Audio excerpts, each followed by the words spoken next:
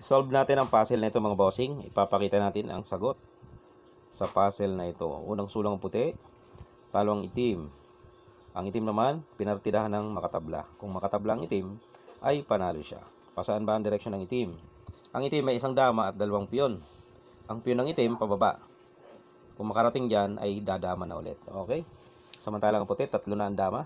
Okay? Dito mga boss, pagka mali ang key mo sa puti, tabla yan. Halimbawa dito ka, kukunin niya agad ang center, possible mag-draw, no? Paano kung dito ka? Ha? Ay baka mag-draw din yan mga bossing. Kapag yan ka sumulong. Kasi bababa na ito. Paano mo pa yan makokontrol? Halimbawa dito ka. Diyan ka. Magpapadama siya doon. Anong gagawin mo? Dito ka. Yan. Kapag diyan ka, papakain niya na ito. Papakain niya yan, then dadama siya. So hindi mo na mapipigilan. Halimbawa doon ka. Dito naman siya, di ba? Pailag-ilag lang yun eh. Iilag. Then nagpakain ka na, wala na. Tabla na, di ba? Pag doon ka naman, balik-balik lang yan dyan, oh. Ba't may mga guhit? Okay. Balik-balik lang siya dyan. Yan. So, paano mo hulihin? Ibalik natin ang posisyon. Yan. So, kung doon ka susulong, mali na agad. Matatablahan mga boss. Okay? Kung dito rin, possible din yan, tabla. Ba, dito ka. Tabla yan. Pwede niya nang ipakain yan, then pumunta ng gitna. Okay na, di ba? Madali nang tumabla. So, ano ba ang tama? Ayan yung ating i-explain. I-explain natin ngayon. Ang tamang key move mga boss dito. Dito, to. Pwede rin kasi to, kaso delikado rin, tatablahan. Okay. Kasi yan, lulusot eh. Lulusot. Diba? So, ito ang pinaka-the best ay dito. Yan. Pag sulong dyan mga boss, siyempre, magpapadama yan. Magpapadama. Dalawang bagay kasi, ito o kaya ito. Unahin natin to. Yan. Kapag dyan siya, sunod mong step ay dito. Dito ka. Yan. Siyempre kung dyan susulong, matik, pakain, ubos. Kaya dito siya. Huwag mong ilalagay doon. Dito, ititira mo dito para talo. Okay? May sulong dito, may sulong dito. Pag dito siya sumulong, talo na. Pakain lang. Pakain.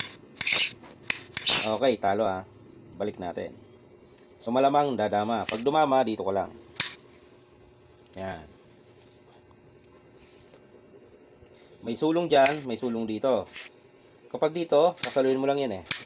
Pagkain niya, kain ka lang dito. Pag sulong niya, pakain mo, ubos, di ba? So ibalik natin. So bawal siya doon. Paano kung piyon? Kapag piyon, ang gagawin mo naman, papakain ka. Ito to, pakain. Nasaan na yun? Nagpakain ng piyon. Hindi. Yan. Papakain mo. Pagkain niya, dito siya kakain. No? Huwag kang magkakamali sa pagkain. Pag dito, tabla. Dito ka sa kabila. Yan, para corner siya. Yun, di ba? Yun ang kalalabasan. Okay, balik natin. Umpisan ulit natin. Ang key mo ba dito? Paano kung ito naman ang itira? Yan. Diyan naman siya sa kabila. Dito ka naman. So, pwede siya dito. Pwede siya rito. Malamang pag yan ang itinira ng dalawang yan, gaganon ka lang eh. Ubos na, di ba? Okay. Paano kung dito nagtago? Di pabalikin mo.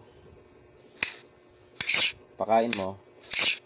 Yun. Okay na mga boss. Yun ang ating key mo ba? Tandaan nyo. Dito lang. Okay na yan. Kapag dito siya, forma ka na dito. Pag bumaba, forma ka na doon. Okay? Pag dumama, atras ng konti. Talo na mga boss. Pag dito sumulong, ay gaganon ka lang. Paano ko ipakain na yon? Ipakain. Pwede kaya ipakain niya na yon? Talo pa rin, di ba? Pag sumulong doon, gaganon ka lang. Pag piyo naman itinira, papakain mo. Okay? Kung dito siya, edi papakain mo nga. Ito. Dito ang kain sa kabila. Para corner. Di ba? May tira pa bang black na maganda? Wala na, di ba? Basta ito lang ang key move mo. Dito siya eh. Dito. Dito ka. Dito siya. Dito ka. Yeah, position na. Nagpakain. Dito lang. Pwede kaya yon? Pwede naman yan. Wala nang problema yan eh. Talo pa rin yan. Cornerin mo lang yan eh. Cornerin mo yan, wala na yan.